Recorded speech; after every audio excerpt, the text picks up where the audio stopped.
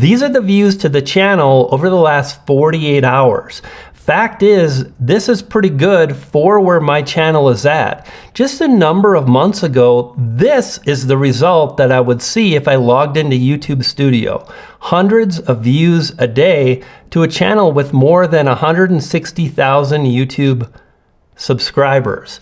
I want to talk about some changes that I've made to how I'm publishing content, the strategies that I'm leveraging, and I'm really seeing fantastic results because it's all based on the new YouTube algorithm that's designed for you. I want to talk about 2 or 3 specific dates, and more importantly, a strategy that allows you to trigger the algorithm and get results that you're after. First things first is it really began happening back in September of 2016 with the algorithm update and a feature update that was all about individual viewers, and it was called For You. Now here's what's really interesting is that this For You update didn't come from YouTube. It came from TikTok, and it was so successful, the algorithm, not the feature, that all the video platforms began mimicking it, including YouTube. In 2024, in around November, they introduced their own YouTube For You feature, which, by the way, you can turn on in YouTube Studio, and I really recommend you do that because it will tailor video results for individual viewers, which is really where the algorithm is heading in 2025. Thing is, back in the day, subscribers mattered, and if you had a lot of subscribers, you would be likely to get a lot of views as you published a new video. The algorithm would push the video to the subscription feed and so on. And another big change happened way back in 2013, but it's still a priority today. The algorithm switching to watch time. This video and what I want to talk about is about coming up with a strategy that allows you to more easily boost your watch time metrics. And in literally about 40 seconds, I'm going to give you a strategy that's been working great for me, and it's simple and it's easy, and I bet you can apply it. Here's what I've been doing, and it's based on great thumbnail results. It's cheeky because the thumbnails are nothing more than screen captures or simple photos that I shoot based on the video that I'm recording. Like what I've been doing lately is I take a screenshot, like I could take a screenshot of this frame right now. Then I go into a free app like Canva and I create 3 variations, and all I do is I change the text. In 2025, with the introduction of Test and Compare, which you can find on the desktop version of YouTube Studio. So log into desktop, scroll down, and you'll see Upload a Thumbnail or Test and Compare. You're going to click on Test and Compare, and then you're going to upload your 3 thumbnails. The key is you want to create 3 thumbnails with very different text. Now when you do this, YouTube is going to test and compare which one gets viewers to click more often and or watch longer, which always boosts the watch time, which is the thing that YouTube rewards. They've talked about it for ages. Now, why don't we want to spend much time? Because fact of the matter is the most important thing is your video title and identifying the right kind of video title that's going to bring viewers back to our channel, number 1, but also 2, connect with the audience that we want to bring to our channel, especially if we're striving to grow. There is a statement that was made by YouTube, and it mentions this very thing. When was the last time the user watched a video on this topic? Which is really what the For You section is all about. It's about honoring the viewers and the topics that they want to watch. The video that took off for me is based on if your videos get less than 500 views, do this. Here's what's interesting. You might say, oh, I hate this. It's so unoriginal, and that's cool. Like if you're just here for the art and creativity, bless you. I am too. I love being creative with my camera, but video titles is something that gives me a huge advantage, especially when I see a video title that has performed well for a lot of other creators, and then I make my version of that video. All I think about with this is it's part of a conversation that's happening on YouTube around this one topic, and when I publish my version of the video, I'm a part of the conversation perfect.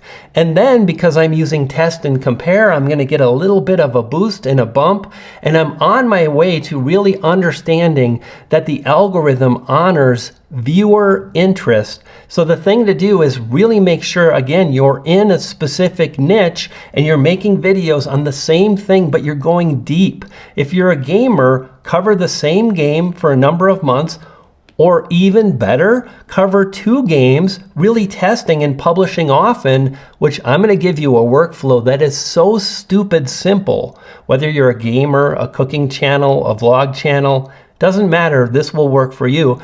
And it will allow you to show up, publish more videos, and figure out which overall niche or game or subtopic is more likely to give you the views that you want. I mentioned the thing not to do is to spend an incredible amount of time with things like thumbnail design, but you don't want to ignore it, and you want to honor the most important elements, which is really, again, coming up with that compelling phrase based on a video title that's popular. Great title, compelling phrase in the thumbnail, and we're off to the races. The other thing to do is when we're saving that time, we can leverage the same strategy with our editing to really boost our results and so on. If you're not editing at all, great, more power to you. Move forward and keep publishing. And when we really take the stripped down approach to YouTube, it does a bunch of really powerful things that honors what people are responding to right now. I talked about this in my video the other day. There's a reason videos that people are shooting in their car, they take off because it's a connection with an authentic human being sharing from their heart, and they're not trying to be perfect with the studio lighting and all the editing and the fancy bells and whistles. They're simply honoring what viewers care about, and they're showing up often, they're publishing often, and that's really the way to win, especially if you're just getting your channel going. Now, one of the things to think about is you might think, well, the kind of videos that I make take a really long time. I make videos that are very structured and specific, and it's just not possible, and I get that. One of the things I want to encourage you to do is, if this is interesting to you and you're like, I do see a lot of people publishing often, I do see them getting results, and I would love those results, is just to say, that's really interesting. I wonder how I could do that, and leave it at that. Go to sleep. Why? Because often we come up with thoughts and ideas in the middle of the night. Our subconscious mind is working. It's the reason when we go for a walk or when we're in the shower, again, we have these ideas. Because instead of saying, no, that won't work, I do this, we're really tasking our mind with what to do and accomplish. And the other thing that's really been helpful for me, this is big, is just to start my day knowing I want to publish a video, and I'm following a number of channels and I'm really focused on my niche. All you got to do is watch YouTube, pay attention, and look at videos that have done well for other channels that are publishing similar videos. Kind of like we spoke about earlier. But then all I do is I really think to myself, okay, I want to make a video on the new YouTube algorithm and how to make it work for you. Cheeky, right? Now, the thought and idea of that is simple. That's it. That's the video I make that day. And literally, then I create a few talking points and I think through, and then I film the video. That's it. This allows me to work faster, to move along, and so on. Now, again, if you've got objections, like it's really hard for me based on this or that, just tell your mind, well, maybe I can't do it right now, but possibly in the future, here are some ways you may be able to make it happen. If you're not on camera, no problem, use a voiceover. If you don't want to create a voiceover, use a silent vlog. But what you do want to do is you want to think about videos that takes viewers from one point to another. Stories are based on this very thing. I was struggling. It was hard. I ran into an obstacle. I overcame the obstacle. I continued. I uploaded. I watched my diet, whatever it is, and then I got this result, A to Z. Videos that are based on how-to information, like I really struggled with how to tie a tie, but then I learned this one simple tie method that makes it really easy for me to do the thing I've struggled with. And that's so powerful because now you're taking viewers through the process, which keeps viewers watching.